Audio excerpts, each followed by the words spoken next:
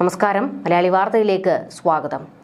ശബരിമല സ്വർണ്ണ കൊള്ളയിൽ പല പേരുകളും പുറത്തേക്ക് വന്നുകൊണ്ടിരിക്കുകയാണ്. ദേവസ്വം ബോർഡിലെ പലരും പല ഉന്നതന്മാരും ഇപ്പോൾ കുരുക്കിലകപ്പെട്ടിട്ടുമുണ്ട്.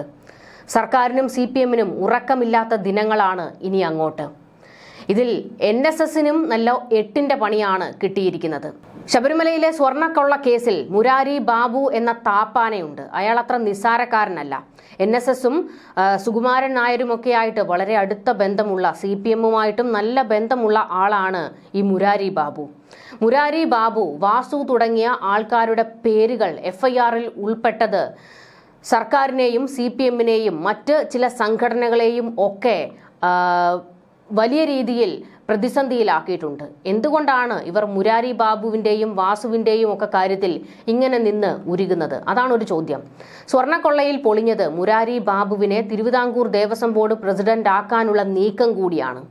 തിരുവിതാംകൂർ ദേവസ്വം ബോർഡ് ഉദ്യോഗസ്ഥനായ മുരാരി ബാബുവിന്റെ മനസ്സിൽ പ്രസിഡന്റ് സ്ഥാന മോഹമുണ്ടായിരുന്നു. NSS പെരുന്നാൾ കരയോഗത്തിന്റെ വൈസ് പ്രസിഡന്റായി മാറിയതും ഈ ലക്ഷ്യത്തോടെ തന്നെയായിരുന്നു.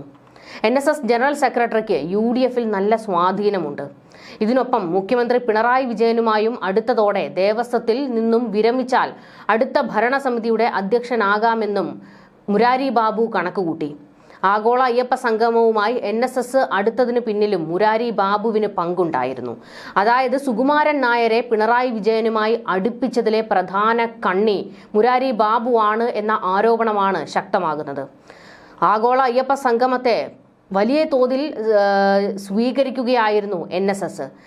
ശബരിമല വിഷയത്തിൽ ഇനി കോൺഗ്രസോ BJPയോ NSSുമായി സംസാരിക്കാൻ പെരുന്നയിലേക്ക് വരേണ്ട എന്ന് വരെ സുകുമാരൻ നായർ പ്രഖ്യാപിച്ചു. അതായത് ഇടതിനൊപ്പമാണ് എന്നുള്ള ഒരു കൃത്യമായ പ്രഖ്യാപനമായിരുന്നു ഈ പറയുന്ന സുകുമാരൻ നായർ നടത്തിയത്.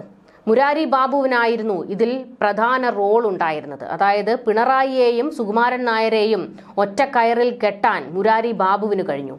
സ്ഥാനമാനങ്ങൾ മോഹിച്ച് തന്നെയായിരുന്നു മുരാരി ബാബു ഇതിനെല്ലാം കൂട്ടുനിന്നത്.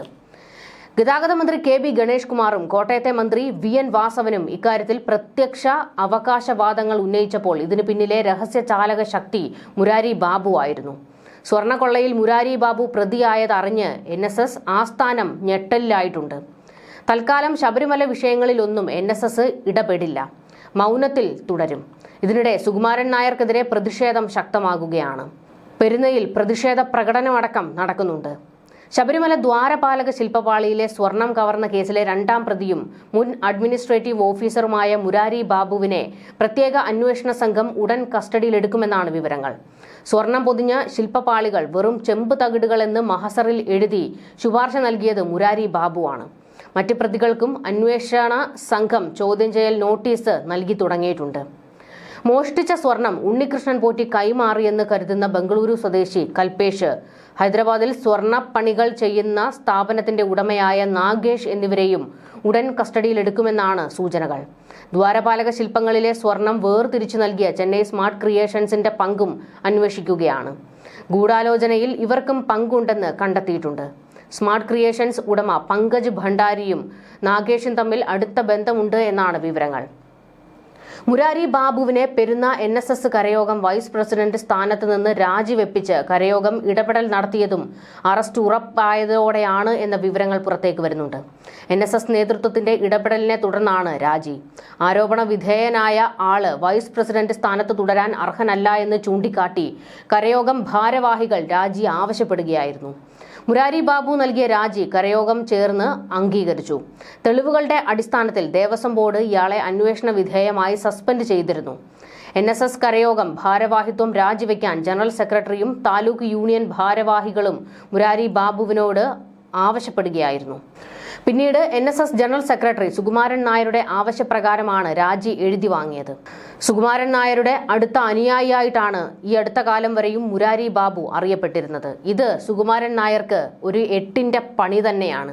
മുരാരി ബാബുവുമായിട്ട് സുകുമാരൻ നായർക്ക് എന്താണ് ബന്ധം എന്നതുൾപ്പെടെ അന്വേഷണ സംഘം തോണ്ടിയാൽ, എന്തെങ്കിലും തുമ്പും വാലും കിട്ടിയാൽ സുകുമാരൻ നായരും പെടും. അക്കാര്യത്തിൽ ഉറപ്പാണ്. മുരാരി ബാബുവിനെ തിരുവിതാംകൂർ ദേവസ്വം ബോർഡ് സസ്പെൻഡ് ചെയ്തിരുന്നു. ഹരിപ്പാട് ദേവസ്വം ഡെപ്യൂട്ടി കമ്മീഷണർ ആയിരിക്കെയാണ് സസ്പെൻഷൻ. ശബരിമല അഡ്മിനിസ്ട്രേറ്റീവ് ഓഫീസർ ആയിരിക്കെ ശ്രീകോവിലിന് ഇരുവശത്തുമുള്ള സ്വർണം പൂശിയ ദ്വാരപാലക ശില്പങ്ങൾ ചെമ്പ് തകിട് എന്ന് തെറ്റായി രേഖപ്പെടുത്തി ഗുരുതര വീഴ്ച വരുത്തിയത് മുരാരി ബാബുവാണ്.